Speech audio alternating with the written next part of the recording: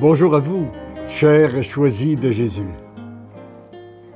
Débutons cet entretien en récitant cette prière.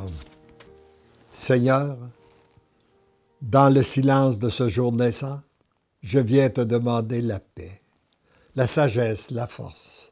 Je veux regarder aujourd'hui le monde avec des yeux tout remplis d'amour, être patient, compréhensif, doux et sage, voir au-delà des apparences tes enfants comme tu les vois toi-même, et ainsi ne voir que le bien en chacun. Ferme mes oreilles à toute calomnie. Garde ma langue de toute malveillance. Que seules les pensées qui bénissent demeurent en mon esprit. Que je sois si bienveillant et si joyeux que tous ceux qui m'approchent sentent ta présence. Revêt-moi de ta beauté, Seigneur, et qu'au long de ce jour, je te révèle. Amen. Le message numéro 88 m'a été inspiré par Sainte Gertrude. Pourquoi? Je ne sais pas. Sans aucun doute, pour nous montrer que les cieux sont ouverts, et lorsque nous donnons notre oui total et inconditionnel et irrévocable à notre Dieu, nous sommes en communion avec les saints et saintes du paradis et des saints anges. Alors voici le message. C'est moi, Sainte Gertrude, qui ai mission du Père pour t'inspirer à écrire ce qui suit. L'Église que vous avez connue tombe en ruine. Elle va continuer à s'écrouler morceau par morceau pour donner place à une nouvelle Église qui sera toute belle, toute pure, sans rides ni rien de pareil. Le Seigneur reconstruit continuellement. Cette nouvelle Église se construit à une très grande vitesse présentement. Ce changement se produit dans l'invisible. Mais il nous est donné d'être de plus en plus témoins de la transformation des cœurs, rendue possible. Et c'est ce que je suis de plus en plus témoin depuis 15 ans, là, depuis l'apparition du premier volume, des cœurs qui se laissent transformer. Et à chaque fois, c'est très, très beau. C'est une nouvelle personne qui renaît. C'est un couple nouveau qui se met en marche. C'est une famille nouvelle qui se met en marche.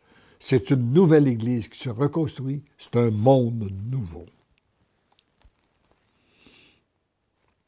Alors, ce changement se produit dans l'invisible, mais il nous est donné d'être de plus en plus témoins de la transformation des cœurs, rendue possible par l'accueil de l'amour que le Père y déverse. C'est d'abord ça qui rend la transformation. L'amour qui vient directement de Dieu, notre Père. En devenant des intimes avec les cœurs de Jésus et de Marie, pour atteindre le Père, il faut passer par Jésus et l'intercession, se laisser aussi conduire par notre bonne mère du ciel, Marie. Inspiré par l'Esprit Saint. L'Esprit Saint qui est toujours actif, qui nous a été promis par Jésus et que dès qu'on s'ouvre, il nous guide, il nous inspire.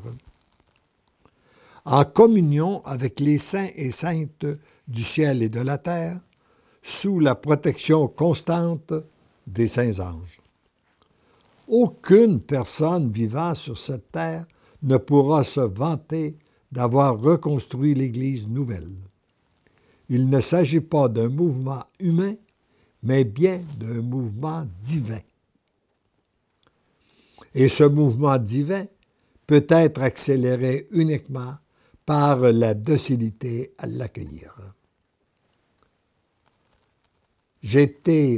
Depuis nombre d'années, je suis convaincu, en regardant ce qui se passe dans notre monde, l'état de perversion, il n'y a aucun mouvement humain capable de renverser la situation. Seul Dieu peut le faire. Et il le fait avec les cœurs qui se laissent transformer, qui accueillent son amour. Et l'accueil, c'est d'abord le oui inconditionnel et irrévocable. C'est la prière, la pratique des sacrements, principalement celui de l'Eucharistie. Il n'y a pas de plus grande puissance au monde que Jésus Eucharistie, parce que lui seul a le pouvoir de transformer un cœur. Ce sont des longs moments d'intimité avec le Seigneur à se laisser transformer par lui. Une fois un cœur transformé, il devient un instrument entre les mains du Père pour en transformer d'autres. Voyez-vous comme c'est simple, hein? Le plan de Dieu, lorsqu'on lui permet d'agir en nous et qu'il change notre cœur, il se sert de nous après pour en toucher d'autres. Ne cherchez pas par vous-même à être ou à devenir ces instruments, vous n'y arriverez pas. Si ce n'est le Père qui agit en vous et qui accomplit cette transformation. Nous sommes des êtres créés par Dieu pour retourner à Dieu, vivre en harmonie avec lui, et c'est lui qui a le pouvoir de nous transformer. Si le Père m'a donné mission de t'inspirer, c'est pour vous confirmer que les cieux sont ouverts, que les saints et saintes du paradis ont mission d'agir présentement et prestement sur la terre comme jamais ils n'ont pu le faire dans le passé. Car le temps presse. Le grand retour de Jésus, c'est pour bientôt. La grande préparation se fait à partir des cœurs qui se laissent transformer. Heureux es-tu d'être de ce groupe. Par l'amour, tu deviens l'amour. Et je termine en répétant ce qui vient d'être dit, afin que ce soit réellement bien pénétré en chacun de nous. Le grand retour de Jésus, c'est pour bientôt. La grande préparation se fait à partir des cœurs qui se laissent transformer.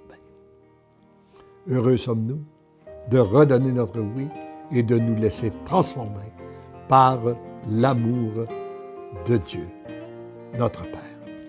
Amen.